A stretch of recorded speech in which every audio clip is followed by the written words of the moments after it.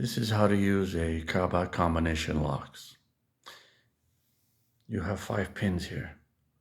1, 2, 3, 4, 5. To enter the code, you're either going to press 1 pin at once, or sometimes, depending on the code, it could be 2 pins at the same time. No number will repeat twice. If you make a mistake as you enter the code, grab the knob, turn it counterclockwise.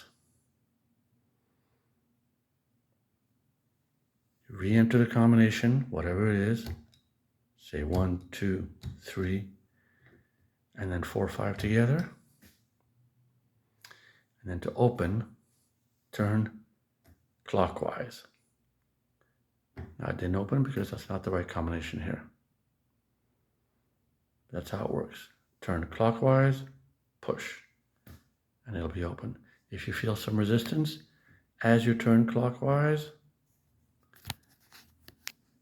with your left hand or your right hand, depending, pull here. It will release the pressure temporarily. Do this as you spin. Again, if you made a mistake, flick it counterclockwise and restart the combination.